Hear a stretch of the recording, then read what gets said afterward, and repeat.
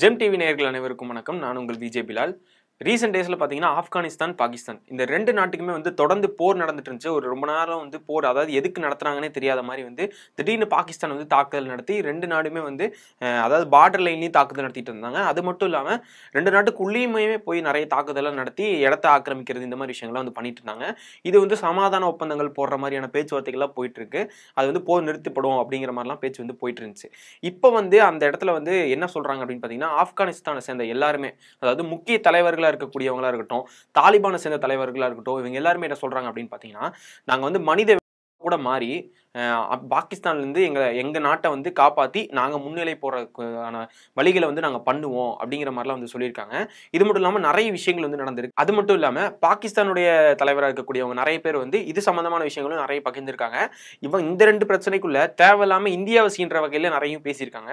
So அது என்னெல்லாம் பேசியிருக்காங்க, என்னெல்லாம் நடந்திருக்கு அப்படிங்கிறத இந்த வீடியோல நம்ம டீட்டெயில்ஸா பார்க்கலாம்.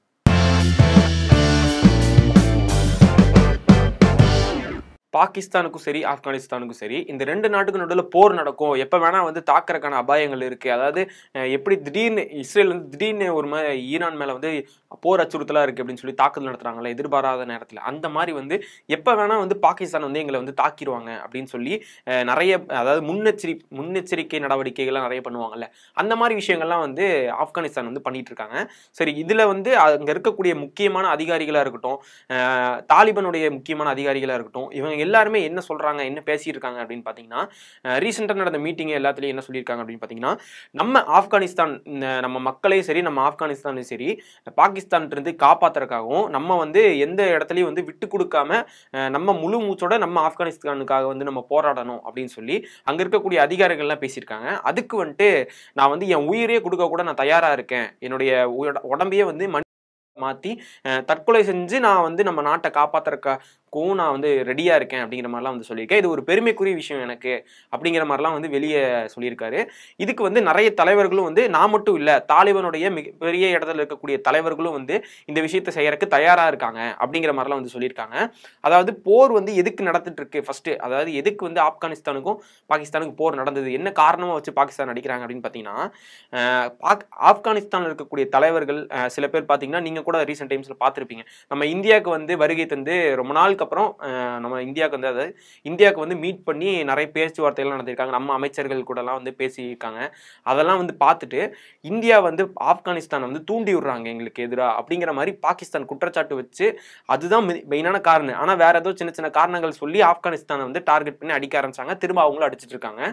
இப்போ இந்த போர் இப்போ ஒரு மாதிரி நார்மலா போயிட்டு இருக்கு. இப்போ பெருசா எதுவும் சண்டை போடாம எப்ப வேணா 2 பேரும் சண்டை போட்டுக்கலாம் அப்படிங்கிற அளவுக்கு தான் போயிட்டு இருக்குது. இந்த டைம்ல இவங்க நாங்க எதுக்குமே தயாரா தான் இருக்கோம், நாங்க இவ்வளவு அளவுக்கு நாங்க இறங்கி கூட நாங்க வேலை செய்வோம் அப்படிங்கிற மாதிரி இவங்க சொல்லியிருக்காங்க. இந்த டைம்ல பாகிஸ்தானுடைய பாதுகாப்பு அமைச்சர் கவாஜா ஆசிஃப் இவர் என்ன பண்றாரு அப்படின்னு பாத்தீங்கன்னா, இவர் சும்மாவே நிறைய விஷயங்கள் நம்ம இந்தியா பத்தி அதையும் பேசுறதா இருக்கட்டும், இந்தியா எங்கள்ட்ட அடி வாங்கிட்டாங்க, எங்கள்ட்ட பயந்துட்டாங்க அப்படின்னு ஒரு இல்லாத விஷயங்களை பேசுறதா இருக்கட்டும், அங்க உள்ளேயே நிறைய பிரச்சனைகள் நடந்துட்டு அதுக்கு இந்தியா தான் காரணம் அப்படின்னு பழி போடுறதா இருக்கட்டும், சில குற்றச்சாட்டுகள்லாம் நம்ம மேல வைக்கிறதா இருக்கட்டும், நம்ம பண்ணாததே கூட நிறைய விஷயங்கள் இப்படிலாம் பண்ணியிருக்கீங்க, இப்படிலாம் பண்ணாங்க அப்படின்னு சொல்லி முன்னாடி குற்றச்சாட்டுகள் வைக்கிறதா இருக்கட்டும், இந்த மாதிரி விஷயங்கள்லாம் நிறையவே முன்னாடிலாம் பண்ணிட்டு இருப்பாரு.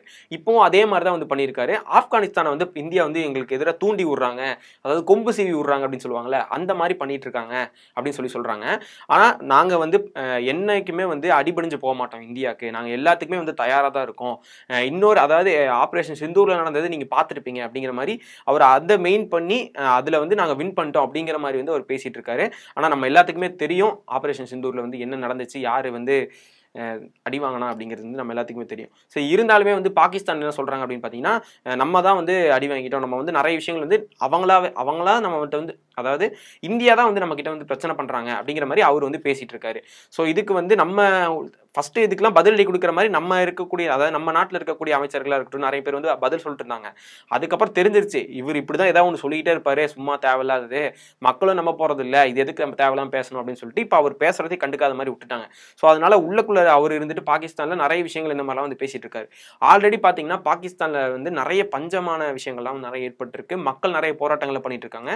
இப்போ நம்ம டெல்லி சம்பவம் குண்டுவெடிப்பு நடந்துச்சுல, அதுக்கு கொஞ்ச நாளைக்கு, அதாவது அதுக்கு சரி இவங்க தான் காரணமா இருப்பாங்க அப்படின்னு இன்வெஸ்டிகேஷன் பண்ற, அதாவது அங்க என்ன நடந்துட்டு இருக்கு, அங்க என்ன பண்றாங்க அப்படின்னு சொல்லி பார்க்கும்போது அங்கேயுமே வந்து குண்டு வெடிப்புலாம் நடந்திருக்கு.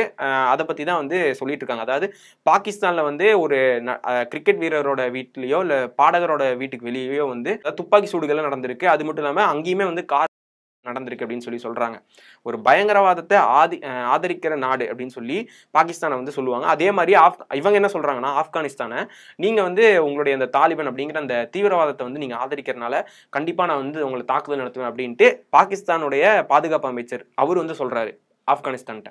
இந்த மாதிரி நிறைய விஷயங்கள் வந்து பண்றாங்க. இப்போ இந்த டெல்லி குண்டுவெடிப்பு சம்பவத்துக்குமே வந்து இவங்க இல்லை அப்படிங்கிற மாதிரி ஒரு காரணங்கள் போகுது. இவங்களாம் பாகிஸ்தான் சம்பந்தம் இருக்கா இல்லையா அப்படிங்கிற ஒரு இன்வெஸ்டிகேஷன் போயிட்டு இருக்கு. சரி, இது நம்ம அடுத்த வீடியோல பார்ப்போம். இது எதுக்காக சொன்னா வந்துட்டு இப்போ இவங்க வந்து தேவையில்லாத பிரச்சனைகள் நிறைய பண்றாங்க அப்படிங்கிறத வந்து காட்டுறதுக்காக தான் சொன்னேன்.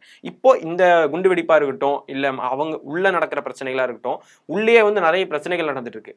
அதை பார்க்காம தேவையில்லாம வந்துட்டு நம்மளை சீன்றது, இல்லை ஆப்கானிஸ்தானுக்கு அவங்களுக்கு இருக்கிற சண்டையில் வந்து நம்ம தான் இது பண்ணி விடுறோம் அப்படின்னு சொல்றது, இந்த மாதிரி விஷயங்கள்லாம் நிறைய நடந்துட்டு இருக்கு. ஆனால் நம்ம ஒரு பக்கம் இருந்தாலுமே ஆப்கானிஸ்தான் அப்படி ஸ்டடியாக நிற்கிறாங்க. நீ என்ன வேணா பண்ணிக்கோ, நான் வந்து திருப்பி பதிலடி கொடுத்துட்டே தான் இருப்பேன் அப்படின்னு சொல்லி இது பண்றாங்க. ஏன்னா பாகிஸ்தான் எந்த அளவுக்கு இது தீவிரமா இறங்கினாங்களோ அதே அளவுக்கு வந்து ஆப்கானிஸ்தானும் இறங்குவோம் அப்படின்னு சொல்லி சொல்றாங்க.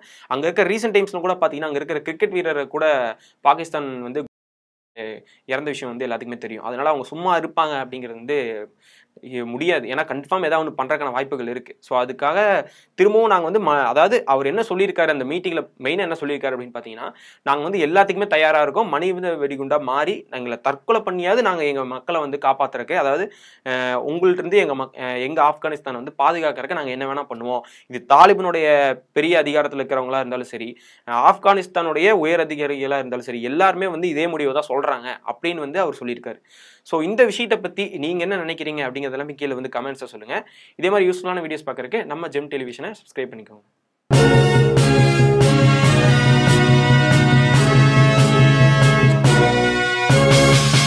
உடனுக்குடன் அப்டேட் தெரிந்து கொள்ள ஜெம் டிவி தமிழ் ஆப்பை இன்ஸ்டால் செய்யவும்.